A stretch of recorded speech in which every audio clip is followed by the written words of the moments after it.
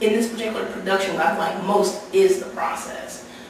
Not that I don't like, the material, raping people and killing people. I actually have had experience doing device work. I did one in college.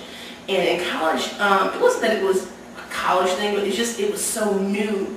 Where I went to college, no one, I don't think, ever had done a real device work. And my professor who did it, she brought in a lot of different styles like Suzuki and viewpoints, and this was like, whoa, on top of, there's no script. But I really liked the movement that I learned in that process, really attaching meaning to my movements and fusing what I'm saying with what I'm doing, which really, I think, helped me in this process, combined with the fact that I had improv training. I was actually kind of surprised about that element because I've only done short form.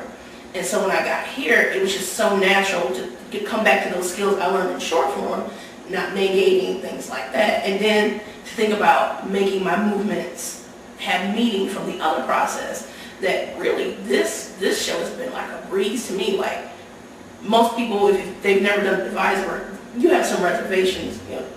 There's no script, or there's a partial script, and then like you don't know how you're gonna pull something out of nothing. And I think like I had the confidence that you guys have a great vision, and I think that was what's most important in everything I've done that's been devised.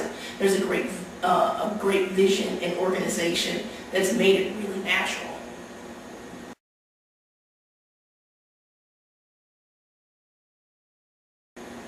I think that, well, first, the device work I did in college was on genocide, based on the genocides of the Sudan, Afghanistan, and Kosovo, and Rwanda. I'm sure I'm leaving some out, but I was familiar with that kind of work, but we took it more from a child's perspective. How children go through war, and coming at it from a woman's perspective, this time, it's been really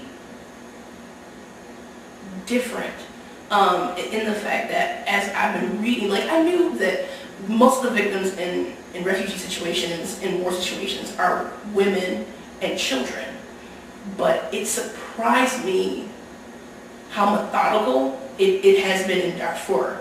Darfur is one of those situations that I've heard about over the last 2-3 years, and honestly I've been trying to avoid it because I know it's bad, and I went through that process where I was doing it every single day. I'm like, I know like it tears you up if you don't get some distance from it. But when Chris, the dramaturg for this show, gave us they came on horseback video, I had to really force myself to sit down there and look at it and learn about it. And what really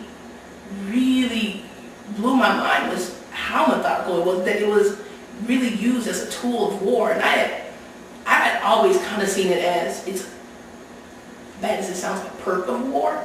You got all these women who don't have men, you can do whatever you want to them because they're scared. But really, like, it was so everyday. If you didn't do it, it meant something.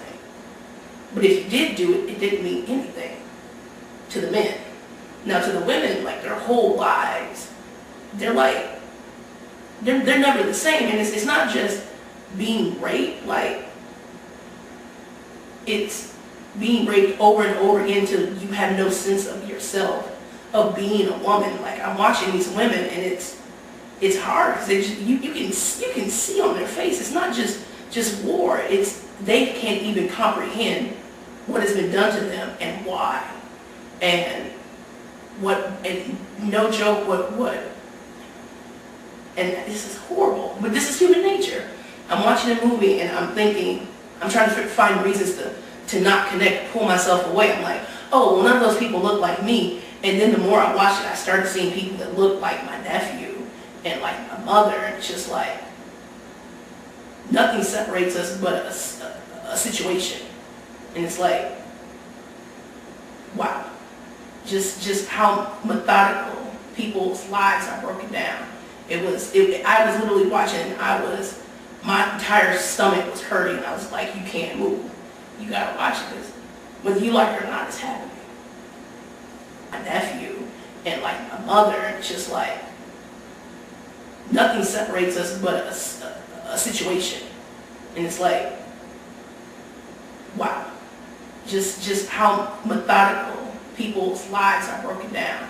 I was literally watching, my entire stomach was hurting. I was like, you can't move. You gotta watch this. Whether you like it or not, it's happening.